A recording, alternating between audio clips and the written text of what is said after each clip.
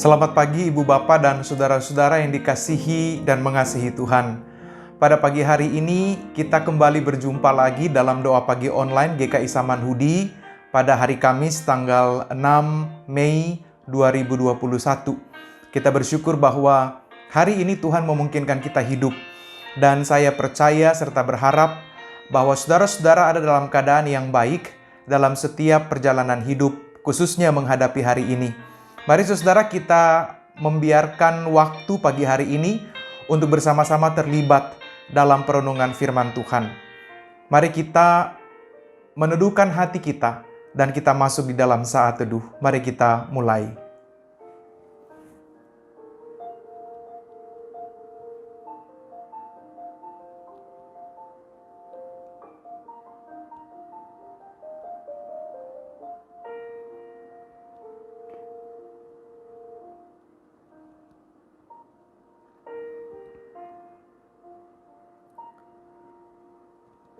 Kalau kami boleh bangun pada hari ini, bukan karena kuat dan hebatnya kami, bukan karena kami mampu, tapi semata-mata adalah kasih karunia dan anugerah Tuhan.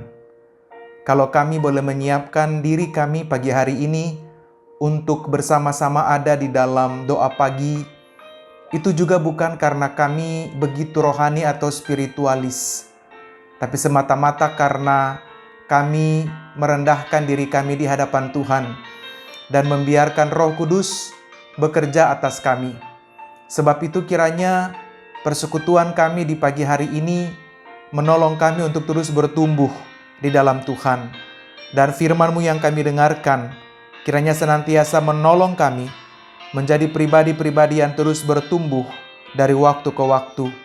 Tuhan, kiranya Engkau memampukan kami dan menolong kami menjadi pelaku-pelaku firman, dan biarlah Tuhan dipermuliakan dalam seluruh hidup kami.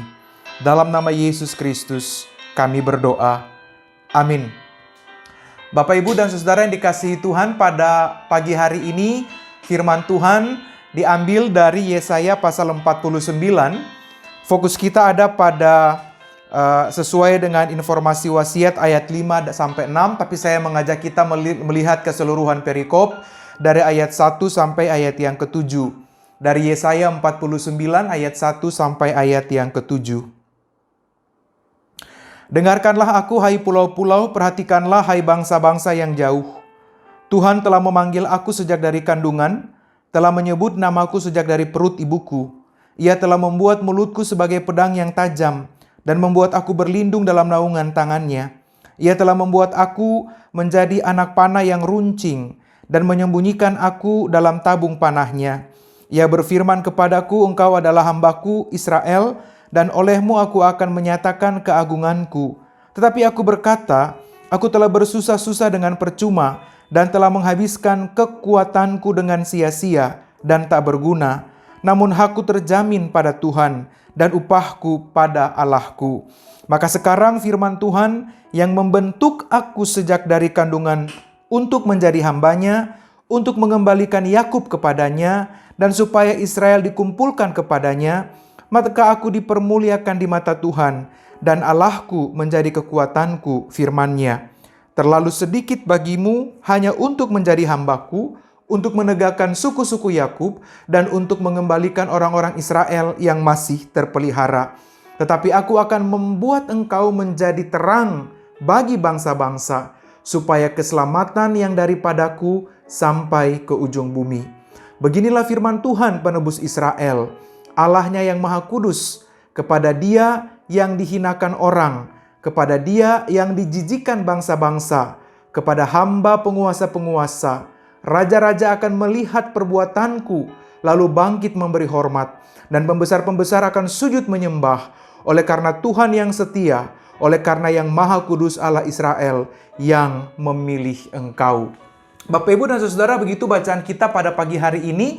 Dan kita bersyukur bahwa lewat tema kita pada hari ini kita akan belajar melihat apa sih yang menjadi perenungan dalam kitab Yesaya ketika bangsa ini sedang berada di dalam pembuangan dan ketika mereka sedang bergumul dengan situasi yang berat. Lalu kemudian ada nubuatan tentang hamba Tuhan sebagai terang di tengah segala bangsa.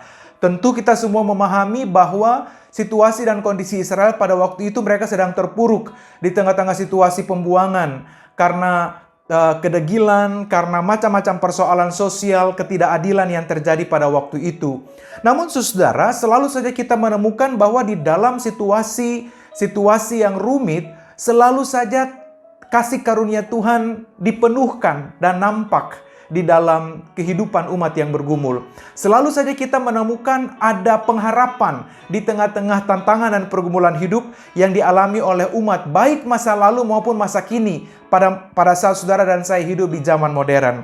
Nah, karena itu saudara yang dikasihi Tuhan, Yesaya pasal 49 ayat 1-7 ini dipahami oleh banyak orang termasuk para ahli sebagai sebuah pengharapan mesianik atau nubuatan mesianik yang kemudian nanti dipenuhkan di dalam Yesus tentu sebagai Mesias yang hidup.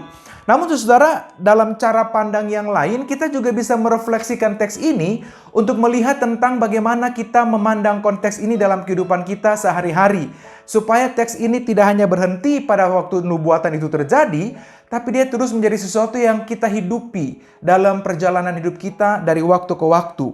Kita menyadari dan kita memahami bahwa ketika Yesaya menubuatkan bagian ini, tujuannya ketika kita membaca ini di dalam perspektif perjanjian baru mengacu kepada Mesias, yaitu dalam diri Yesus. Teks-teks akhir dari teks kita yang kita baca pada hari ini merujuk ke arah itu.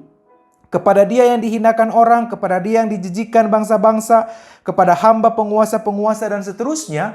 Ini seolah-olah menghubungkan apa yang dialami oleh Yesus pada masa-masa akhir kehidupannya. Dan tentu ibu bapak dan saudara, ini kemudian menunjukkan bahwa Yesus sebagai sang terang yang hidup, sang terang yang sejati menjadi acuan kita, menjadi pusat kita, menjadi arah kita untuk melanjutkan hidup, menjalani hidup. Dia menjadi arah di mana kita menjalankan kehidupan kita, hidup beriman kita untuk terus memuliakan Tuhan. Nah, Bapak Ibu dan Saudara yang dikasihi di dalam Tuhan, dengan pembacaan teks seperti ini, maka kita juga memahami bahwa menjadi hamba Tuhan sebagai terang di tengah-tengah bangsa, di tengah-tengah kehidupan, itu juga menjadi panggilan saudara dan saya. Kita tahu dan kita paham persis bahwa hamba Tuhan yang pertama-tama ketika Alkitab berbicara tentang konteks kita adalah mengacu kepada Yesus Kristus sebagai hamba Tuhan yang sulung, kalau kita boleh pakai istilah itu. Tetapi kemudian kita menyadari bahwa saudara dan saya selaku orang-orang yang percaya kepada Tuhan adalah hamba-hamba Tuhan juga. Hamba Tuhan itu bukan hanya para pendeta, para penatua, para aktivis gereja, tapi setiap orang yang percaya kepada Yesus Kristus sebagai Tuhan dan Juru Selamatnya. Dalam arti tertentu, mereka juga adalah hamba-hamba Tuhan. Karena itu ibu bapak dan saudara-saudara, ketika teks ini mengacu kepada sebuah teks mesian, merujuk kepada sebuah kisah nubuatan mesianik yang mengacu kepada Yesus, merujuk kepada Yesus, maka dia sebagai hamba yang sulung itu, hamba Tuhan yang sulung itu, dia menjadi sebuah rujukan kita. Dia menjadi teladan kita. Dalam arti bahwa kehambaannya itu juga menjadi teladan saudara dan saya sebagai hamba Tuhan yang hidup pada zaman modern dalam konteks kita masing-masing. Dengan cara berpikir seperti itu ibu bapak dan saudara-saudara, kita mau belajar yang pertama bahwa ketika kita menerima Yesus berarti kita menerima terang hidup. Dalam konteks nubuatan Nabi Yesaya, hamba Tuhan ini dinubuatkan sebagai terang yang kemudian akan menyinari bangsa-bangsa. Dikatakan di dalam teks ini, Tuhan Allah memberikan kepada sang hamba Tuhan ini sebuah panggilan. Tuhan telah membentuknya, Tuhan telah menganugerahkannya sebuah jalan panggilan, yaitu supaya dia bisa pergi dan dia menyatakan kemuliaan Allah.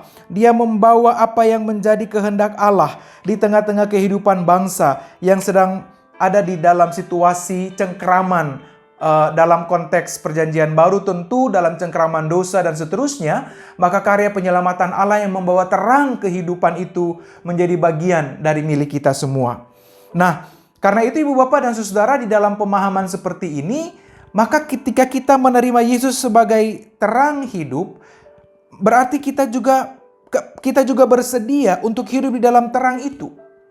Ketika Yesus sebagai hamba Tuhan itu adalah sang terang yang sejati, maka ketika kita menerima terang hidup itu, berarti ada kesediaan dari kita untuk hidup dalam terang, supaya kemudian jalan hidup kita terarah ke depan. Dengan demikian, sebagai para hamba Tuhan, saudara-saudara dan saya yang meneladani Kristus wajib, bahkan harus menjadikan Dia sebagai acuan dan teladan kita, menjadi arah perjalanan hidup kita, supaya kita tidak mengalami ketersesatan di dalam perjalanan hidup. Kita tahu persis bahwa dunia ini penuh dengan, dalam tanda petik, kegelapan, kekacau balauan, hal-hal yang membahayakan hidup beriman kita.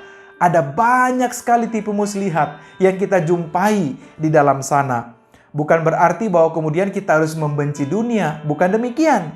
Tapi kita perlu belajar kritis, kita perlu belajar menghidupi dunia dengan iman yang tepat. Apa dasarnya atau apa acuan kita? Yesus Kristus sebagai sang terang hidup yang sejati. Yesus Kristus sebagai hamba Tuhan yang kepadanya atau yang melaluinya kita punya arah untuk terus melanjutkan hidup kita ke depan. Jadi dengan demikian saudara-saudara, menerima Yesus berarti menerima terang hidup. Kesediaan kita hidup dalam terang itulah yang membuat jalan hidup kita tetap terarah ke depan kepada Dia. Menerima Yesus sebagai hamba Tuhan. Kalau tadi yang pertama menerima Yesus sebagai berarti juga menerima terang, maka dalam konteks bacaan kita ketika nubuatan mesianik ini mengacu kepada Yesus sebagai sang hamba Tuhan, maka ketika saudara dan saya menerima Yesus sebagai hamba Tuhan, itu berarti bahwa kita juga menyadari diri kita sebagai hamba Tuhan dalam arti tertentu. Artinya bahwa menjadi hamba Tuhan itu berarti kita mengakui otoritas Tuhan, mengakui otoritas Allah sebagai sang pemilik kehidupan. Dan saudara-saudara dan saya hanya hamba, tidak lebih dan tidak kurang. Dalam pembacaan yang lain, saudara dan saya hanya ciptaan, tidak lebih dan tidak kurang. Betapapun hebatnya kita, betapapun luar biasanya kita, betapapun terkenalnya kita, betapapun pengalaman dan pencapaian-pencapaian yang kita lakukan, saudara dan saya tetaplah ciptaan, dan di hadapan Allah saudara dan saya adalah hamba-hambanya. Dengan demikian, seorang hamba yang baik adalah mereka yang mengakui otoritas Allah dan menjalankan hidup di dalam keberserahan dan kepatuhan kepada Allah. Seorang hamba, dia tahu diri bahwa dia adalah alat kecil dalam tangan Tuhan yang adalah tuannya. Karena itu ibu bapak dan saudara yang dikasihi Tuhan, sebagai seorang hamba, maka seorang hamba itu tidak berusaha untuk memanfaatkan Allah demi mencapai tujuan-tujuan mereka. Tetapi mereka membiarkan Allah memakai mereka untuk mencapai tujuan-tujuannya Allah. Seorang hamba berpikir sebagai hamba yang menyenangkan tuannya di surga, dan bukan menjadi tuan atau merasa diri seolah-olah tuan untuk menyenangkan, untuk mendapatkan kesenangan, mendapatkan pengakuan, mendapatkan pujian dari orang-orang lain. Hamba Tuhan yang baik adalah mereka yang mempertanyakan apa yang ia kerjakan dan bukan mempertanyakan apa yang orang lain kerjakan. Hamba Tuhan itu dia terpanggil untuk kemudian membawa terang kepada orang lain, bukan malah meredupkan terang yang dihidupi oleh orang lain yang telah terarah kepada Kristus. Dengan kata lain, ibu bapak dan saudara-saudara, kita mau belajar melihat bahwa hamba Tuhan yang baik pada akhirnya mendasarkan identitasnya di dalam hamba Tuhan yang sejati, yakni Yesus Kristus. Ini menjadi acuan kita senantiasa. Yesus Kristus, anak Allah, hamba Tuhan yang sejati, menjalani hidupnya di dalam kehambaan yang sempurna, dan dia menjadi jalan dan teladan hidup kita. Maka selayaknya saudara-saudara dan saya, selaku orang-orang percaya yang mengimaninya sebagai Tuhan dan Juru Selamat, juga meneladani kehidupan semacam itu. Kalau kita menyebut diri kita sebagai hamba-hamba Tuhan dalam dunia ini, dalam seluruh aktivitas hidup, di dalam seluruh pelayanan gerejawi yang saudara dan saya lakukan, maka seharusnya saudara dan saya juga punya hati dan hidup serta spiritualitas bagaikan seorang hamba. Jangan-jangan kita menyebut diri sebagai hamba Tuhan, tapi kita punya mentalitas bos.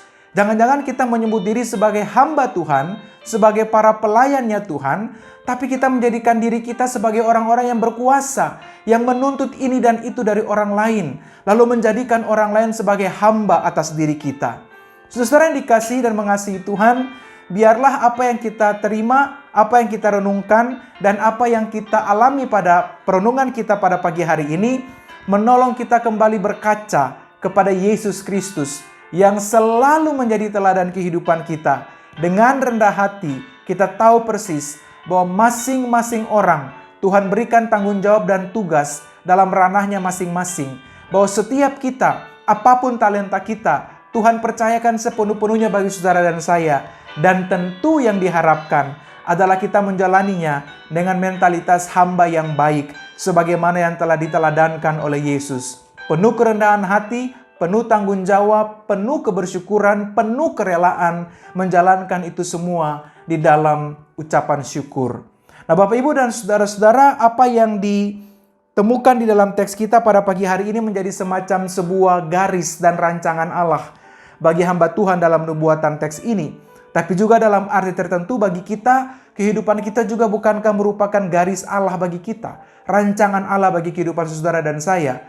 Persoalannya adalah, apakah apa yang telah menjadi teladan Yesus itu juga yang saudara dan saya hidupi? Apakah saudara dan saya juga mampu menjadi hamba-hamba Tuhan di era modern dalam setiap tanggung jawab, kapasitas, peran yang Tuhan hadirkan dan Tuhan percayakan bagi saudara dan saya?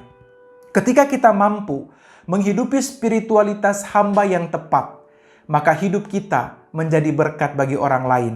Kita memberi ruang bagi orang lain dan bersama-sama bertumbuh, ketimbang kita menjadi hamba tetapi dengan mentalitas bos. Yang terjadi adalah kita menjadi penghambat atau batu sandungan bagi kehidupan orang lain. Kiranya teladan Kristus juga menjadi sesuatu yang menginspirasi kita dengan kuat, supaya sebagai apapun saudara-saudara dan saya di dunia ini yang Tuhan percayakan kepada kita, kita menjalankannya dengan baik dan benar. Dan pada akhirnya kita mampu mempertanggungjawabkan semuanya kepada Tuhan. Ingat, ibu bapak dan saudara, seorang hamba tidak pernah merasa dirinya hebat, tapi dia merasa bahwa Tuhanlah tuannya yang hebat. Kiranya ini juga menjadi bagian yang kita pegang senantiasa. Tuhan Yesus menolong kita dan Tuhan memampukan kita menjadi hamba-hamba Tuhan yang bukan saja menginspirasi, tapi juga menjadi berkat dan melakukan apa yang seharusnya kita lakukan untuk memuliakan Tuhan. Ingat, untuk memuliakan Tuhan saja. Tuhan memberkati dan Tuhan menopang kita semua. Amin. Ibu bapak dan saudara-saudara, mari kita bersatu hati, lalu kita masuk di dalam doa. Mari kita berdoa. Sungguh kami bersyukur untuk kehidupan yang Tuhan percayakan bagi kami. Kami berterima kasih bahwa di dalam pertolongan-Mu kami ada pada hari ini, dalam segala cinta dan kebaikan-Mu. Kami berterima kasih untuk firman yang kami terima, yang boleh menolong kami untuk terus memaknai perjalanan hidup kami. Kiranya firman Tuhan yang kami terima melalui teks kitab Nabi Yesaya boleh menolong kami memaknai, merefleksikan perjalanan hidup kami bersama-sama dengan Tuhan. Sebagaimana panggilan Tuhan kepada sang hamba yang dinubuatkan, yang merujuk pada sebuah nubuat mesianik dalam diri Yesus untuk membawa terang bagi bangsa-bangsa. Kiranya itu juga boleh menginspirasi kami untuk membawa terang yang telah kami terima dari Yesus itu dalam kehidupan orang lain. Dan biarlah kami boleh terus menghidupi spiritualitas hamba dalam pemaknaan yang tepat di dalam perjalanan hidup kami, dengan penuh kerendahan hati, dengan penuh kebersamaan, dengan penuh sukacita, dan kerinduan untuk berbagi ruang. Kami boleh membawa kehidupan dan bertumbuh bersama-sama sebagai sebuah komunitas. Kami berdoa kiranya hamba yang sejati yakni Yesus Kristus boleh terus menginspirasi dan meneladani kami untuk menjalani hidup dengan baik. Kami berdoa pada pagi hari ini ya Tuhan, mengingat setiap tantangan dan pergumulan yang kami hadapi dan kami alami. Kami mengingat mereka yang bergumul di dalam kehilangan orang-orang yang mereka kasihi. Karena sakit penyakit, karena berbagai hal, baik karena COVID-19, tapi juga penyakit-penyakit lain yang membuat bergumul dan pada akhirnya membawa kehilangan serta duka bagi keluarga. Tuhan topang dan Tuhan mampukan dan Tuhan pulihkan saudara kami yang sedang bergumul dan berjuang di tengah-tengah kehilangan. Biarlah kami boleh Tuhan pakai sebagai alat dalam tangan-Mu, dalam kapasitas dan peran kami masing-masing, untuk juga boleh membawa kebaikan, kegembiraan bagi saudara kami. Mereka yang sedang ada dalam masa-masa pemulihan, dalam masa-masa isolasi mandiri atau karantina, Tuhan juga karuniakan penghiburan, kekuatan, dan sukacita. Dan biarlah di dalam seluruh kebersamaan dengan umat dalam persekutuan, kami boleh bahu-membahu dan saling menopang untuk terus melanjutkan hidup yang Tuhan anugerahkan. Kami menyerahkan saudara kami yang bergumul dalam sakit, yang bergumul di tengah-tengah situasi dan tantangan kehidupan pekerjaan, kehidupan relasi dalam berbagai bentuk, di tengah-tengah keluarga, pekerjaan, pelayanan, kekerabatan, yang sedang bergumul dengan persoalan-persoalan lain. Mereka yang mengalami kebuntuan dalam berpikir, mereka yang mengalami tantangan demi tantangan, persoalan-persoalan yang dirasa belum selesai. Kiranya pengharapan dan pencerahan datang dari Tuhan lewat kasih karunia Roh Kudus-Mu dan menolong kami semua untuk dapat melalui itu. Dan biarlah Tuhan boleh memampukan kami punya sensibilitas untuk menangkap apa yang Tuhan mau nyatakan lewat berbagai tantangan dan kesulitan, supaya kami tidak terpuruk dalam persoalan, kami tidak terjebak dalam trauma, tapi kami dapat mengambil anugerah dari dalam semua hal yang kami lalui, supaya kami dapat terus melanjutkan hidup dalam rasa syukur kepada Tuhan. Kami berdoa saat ini menyerahkan masa-masa di mana kami selaku bangsa Indonesia dan juga bersama-sama dengan saudara kami yang menjalankan ibadah puasa juga akan menghadapi atau menyambut Hari Raya Idul Fitri. Tuhan memberkati di dalam segala upaya. Mungkin ada yang sudah mudik, ada yang juga tidak sempat mudik. Kiranya Tuhan juga memberkati mereka. Dan biarlah dalam semua hal yang dilakukan, upaya untuk terus menjaga protokol kesehatan juga bagi semua kami menjadi bagian yang kami utamakan dalam perjalanan hidup. Dan biarlah semua bangsa kami dan seluruh bangsa di muka bumi ini boleh bersama-sama berkontribusi pribadi lepas pribadi untuk dapat menanggulangi situasi yang ada. Kami berdoa menyerahkan berbagai tantangan COVID di mana-mana tempat, termasuk di India secara khusus yang lagi viral belakangan ini. Tuhan berkati pemerintah di sana dan juga pemerintah dunia dalam bersama-sama menolong. Kami berdoa pada saat ini juga mengingat saudara kami, keluarga yang ditinggalkan karena tenggelamnya kapal selam Nanggala 402. Tuhan memberkati dan Tuhan topang seluruh keluarga yang ditinggalkan, agar mereka dapat melalui ini semua di dalam pertolongan Tuhan. Kami berdoa menyerahkan berbagai tantangan dan pergumulan hidup yang lain selaku gereja Tuhan. Tuhan juga berkati dan Tuhan topang kami. Dan kami serahkan hari ini dan hari-hari selanjutnya. Kami akan melangkah dalam berbagai aktivitas, dalam pendidikan, dalam studi, dalam sekolah, dalam pekerjaan, dalam upaya mencari pekerjaan, dalam upaya untuk menyelesaikan berbagai tantangan dan pergumulan yang kami hadapi. Tuhan tolong kami dalam kekuatan, ketangguhan, hikmat yang daripada-Mu. Dan biarlah dengan berharap kepada Tuhan, pengharapan yang terarah pada Tuhan, kami boleh terus melanjutkan hidup. Dan biarlah firman Tuhan pada hari ini menolong kami untuk terus memaknai kehidupan sang hamba yang sejati menjadi inspirasi kami. Kehadiran kami untuk membawa terang bagi kehidupan orang lain juga boleh menolong kami untuk terus memuliakan Tuhan di sepanjang perjalanan hidup. Terima kasih banyak Bapa di surga untuk semua yang telah kami doakan, dan biarlah semua yang kami terima pada hari ini menyemangati kami, menginspirasi kami, dan menolong kami menjadi pelaku-pelaku firman yang terus-menerus menghidupi Yesus Kristus Tuhan dan Juru Selamat kami di sepanjang perjalanan hidup kami. Terima kasih, biarlah semua yang kami doakan Tuhan jawab di dalam kehendak-Mu, dan topanglah kami untuk menerima kehendak-Mu yang terbaik. Lalu kami nyatakan seluruh kerinduan kami di dalam nama Yesus Kristus, Tuhan dan Juru Selamat kami yang hidup.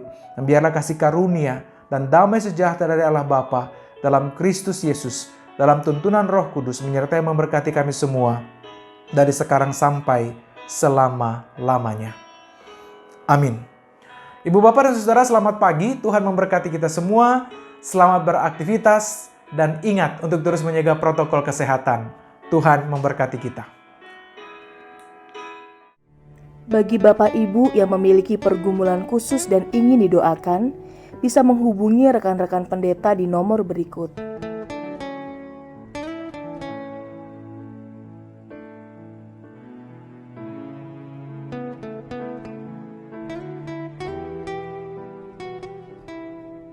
Tuhan Yesus memberkati.